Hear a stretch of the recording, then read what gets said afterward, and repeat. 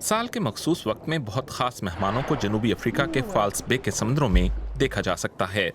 Humpback whales ये जहाजी ममालिया कुतब जनूबी से मोज़म्बिक के साहिलों की तरफ गर्म पानियों की जानिब हिजरत करते हैं ताकि बच्चे दे सकें और उनकी परवरिश कर सकें।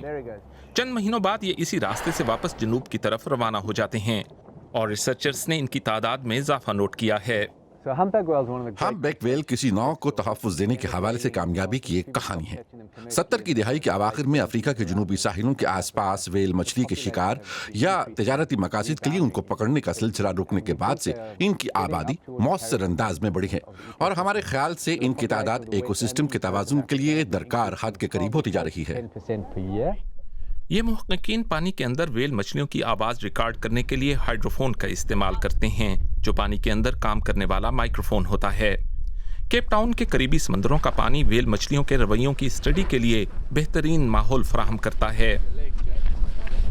जनूबी अफ्रीका के मगरबी साहिलों के करीब हमने बच्चों को दूध पिलाने वाली बहुत सी हम्पबैक व्हेल्स का पता लगाया है, जो इस इलाके के लिए काफी गैर मामूली बात है, क्योंकि ज्यादातर व्हेल ये काम कुतब जनूबी के इलाके में करती हैं और यहाँ फाल्स बे के इलाके में सन 2019 के दौरान बहुत सी ऐसी कम उम्र व्हेल मछलियां मौजूद हैं जो हमारे लिए बहुत दिलचस्प हैं।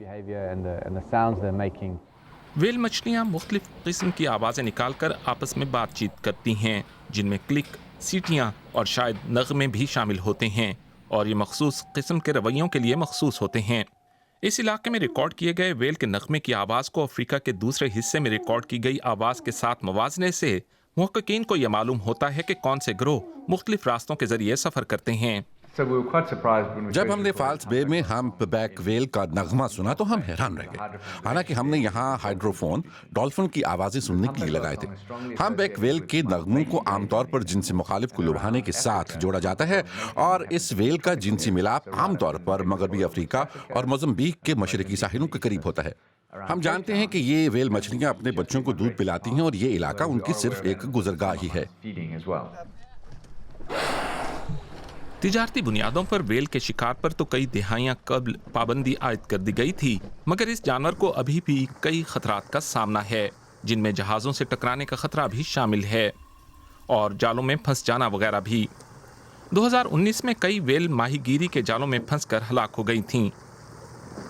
फाल्स बे के इलाके में बहुत कम वक्त के दौरान मुतअद्दिद व्हेल मछलियां माहीगीरी के जालों में फंसी और इसका पता समंदरी हयात की बका के लिए काम करने वाले कारकुनों और समंदर में अक्सर जाने वाले लोगों के जरिए चला। इसके बाद अवामी सतह पर उठाई जाने वाली आवाजें हुकूमती ऐवानों तक पहुंची और यूं माहीगीरी का सिलसिला फौरी तौर पर रोक दिया गया।